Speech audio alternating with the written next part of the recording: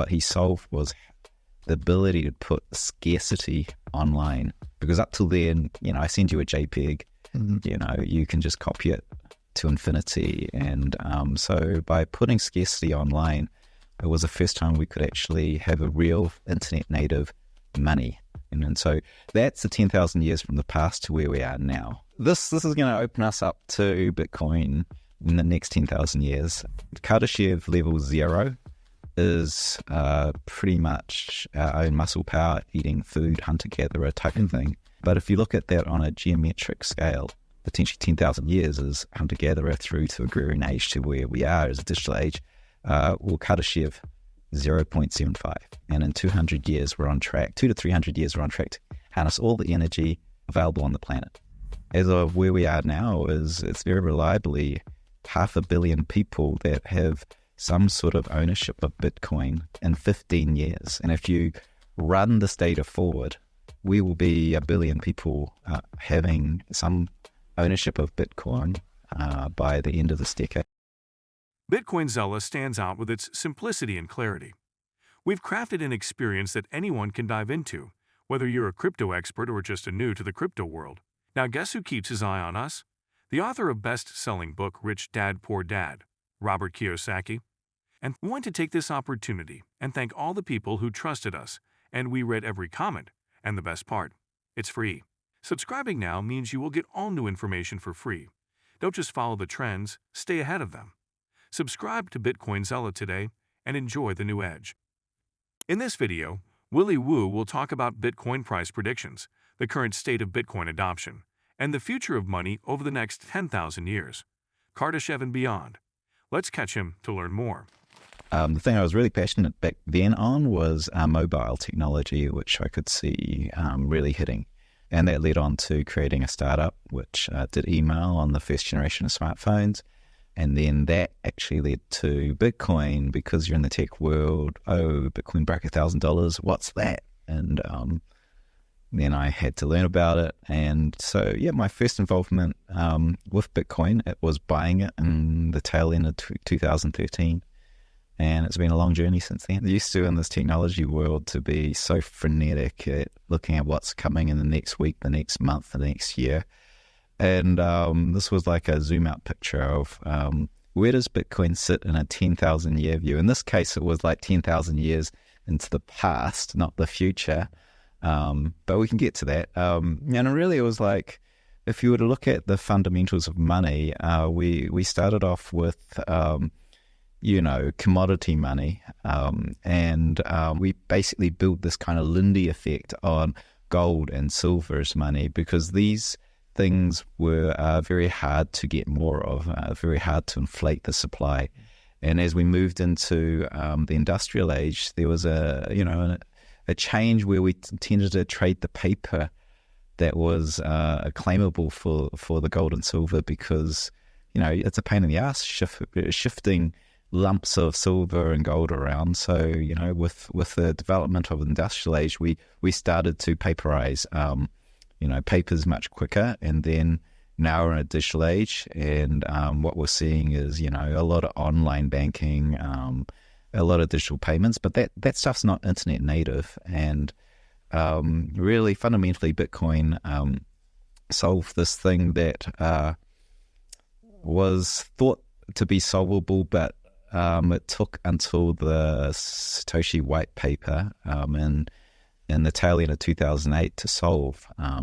What he solved was the ability to put scarcity online. Because up till then, I send you a JPEG, you can just copy it to infinity. And so by putting scarcity online, it was the first time we could actually have a real internet native money. And so really the thought is we're in this kind of transition to a fully digital age where so much of our economy is online, and we didn't up to now have a digitally native form of scarcity, a form of money. And that's Bitcoin. And so that's the 10,000 years from the past to where we are now. And that sort of one picture tweet, I think I did. Yeah. Peter Brandt, a renowned market veteran with over 5 decades of trading experience, has issued a stark warning to Bitcoin traders. Brand believes that many traders are dangerously unprepared for a potential 50% correction in Bitcoin's price, which could lead to devastating losses, particularly for those heavily reliant on leverage. He emphasized the speculative nature of the cryptocurrency market, urging traders to temper their expectations and prioritize risk management strategies to mitigate potential downturns. Highlighting Bitcoin's meteoric rise from $0.07 in January 2010 to approximately $98,000 in early 2025. Brand acknowledged its historical success, but cautioned against assuming similar exponential gains will persist. He underscored the importance of preparing for severe corrections, noting that many younger traders lack the experience to navigate such challenges, leaving them vulnerable to significant losses or being wrecked. Brand remains bullish on Bitcoin in the midterm, projecting its value could reach $234,000 if the Bitcoin-to-gold ratio climbs to 89:1. Currently, Bitcoin trades at $99,712.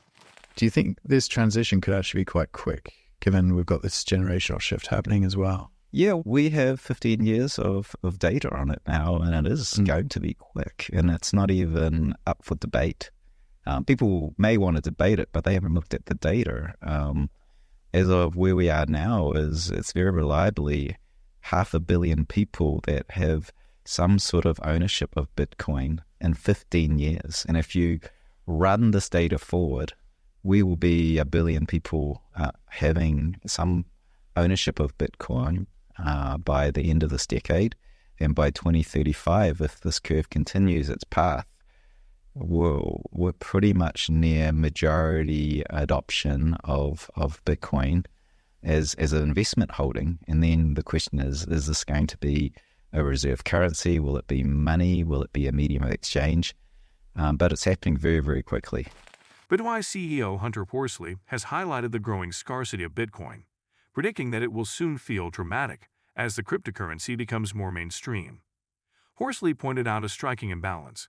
With an estimated 58 million millionaires globally, there is only enough Bitcoin in existence for roughly 1 in 3 of them to own a single coin. This startling statistic underscores Bitcoin's finite nature, which continues to be one of its most defining and valuable features. The concept of Bitcoin scarcity has become a focal point of discussions, especially in light of recent controversies. Investment giant BlackRock sparked debate with a disclaimer in one of its educational videos, suggesting the possibility of Bitcoin's maximum supply expanding beyond its hard cap of 21 million coins. Such a notion is widely viewed as heresy within the Bitcoin community, as the cryptocurrency's scarcity and its fixed supply are foundational to its value. However, BlackRock's Adam Back quickly clarified that the disclaimer was merely legal boilerplate, reaffirming that Bitcoin's supply remains secure and immutable, verified by every node on the network. Adding to the scarcity narrative, data from BitInfo charts reveals that owning a full Bitcoin is rare. Only 1.82% of all Bitcoin addresses hold an entire coin, and just 8.2% have more than 0.1 BTC. Even more striking, only 0.25% of addresses possess more than 10 BTC, equivalent to about $1 million at current prices. With Bitcoin nearing the $100,000 mark, bulls argue that its finite supply will continue to drive demand and push its value higher, reinforcing its status as a scarce and sought-after digital asset. And do not forget to subscribe to Bitcoin Zella. The most important news will reach your inbox on a daily basis and for free. I do not know why you have not subscribed yet. If you liked the video, give it a thumbs up and subscribe for more daily updates. Remember, knowledge is power, and we're here to empower you on your financial journey. Until next time, happy investing.